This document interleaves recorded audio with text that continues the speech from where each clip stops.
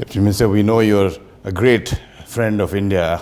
India is contributing a lot to peace in South Sudan, whether it's in the security aspect with the peacekeepers, the outreach through the peacekeepers as well, veterinary doctors, education. Give us your assessment of how good friends India and South Sudan are. Well, thank you very much. And it is good that we, people of South Sudan, have enjoyed very cordial relations with the Republic of India, as I said before. But as we speak now, and through the ambassadors that has come to Juba, they have really supported the real people who are vulnerable, the real people who are suffering in the villages, in both the treatment, the livestock, the water, and agriculture.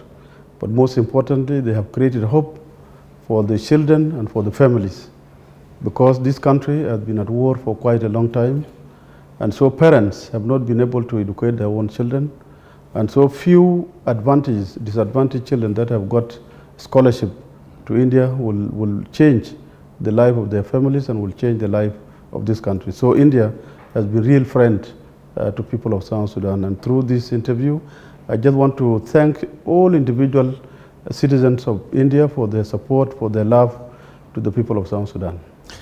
Also, the presence of the Indian peacekeepers, the soldiers on the ground, creating a security situation which lets people feel secure.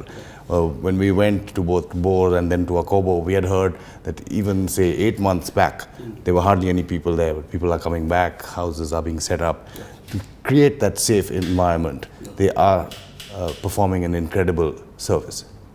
Precisely. The war of 2013 and the Indian contingent that were in Akobo saved life of citizens. And in Bor, we can say it as people of South Sudan, we have our darkest day in our history, whereby we ourselves have caused problem to ourselves, but our friends came on the time of need. So India support in providing the protections, and also not only protection, but also counseling, giving counseling, giving reassurance, and also giving the support is something that we can be proud of as people of South Sudan.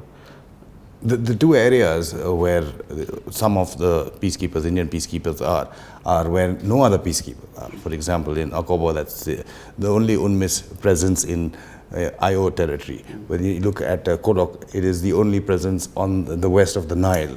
So they are in crucial areas, helping you move down that road towards peace. Well, precisely, the greater Upper Nile is an area of hardship. It's an area that conflict in 1991 began when people of South Sudan, and particularly the war began there. In 2013, again, the conflict started there.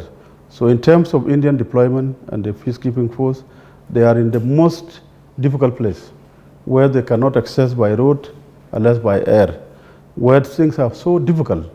And so we appreciate, the commitment of the government of India, and also their commitment as the individual soldiers, their commanders, for the leadership that they have shown, and for the life of the people that they have supported during a few years of our crisis. I believe now there's a revitalized peace agreement, but we still need their support, we still need their facilities so that they can continue to support those families. I heard you inviting the Tatas and other business associates, the doctors from Chennai, the hospitals, to come to South Sudan and help set up institutions. But it seems to be a period of uncertainty. If you look at the peace process in the past, it has failed several times.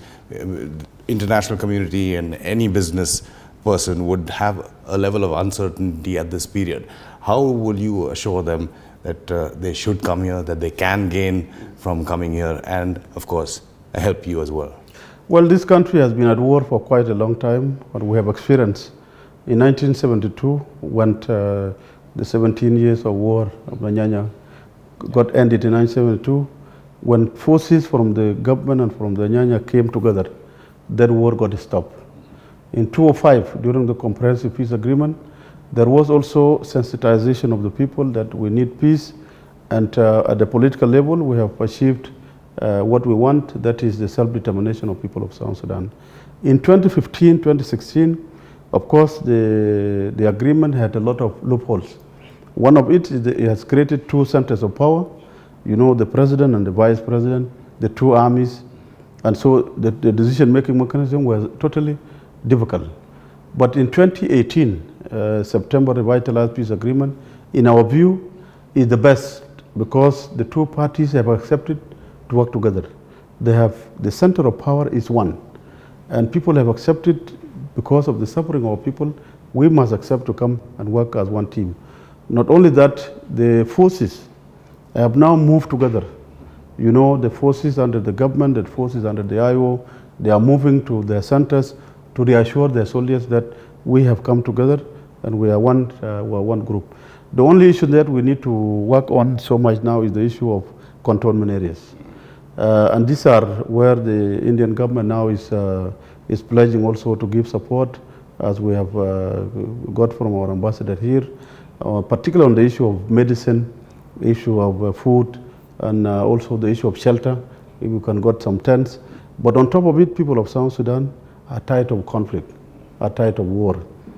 Our citizens, they have been at refuge. More than 2.3 million people, they are in refugee camp. There's also another 1.2 million in the IDP camp.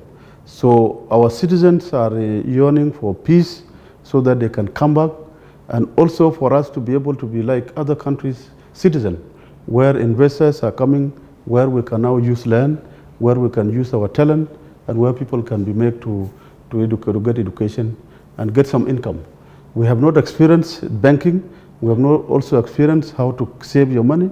So the time will come where we'll encourage our citizens, please, let us avoid war, but let us come and get some earning so that you can have your money.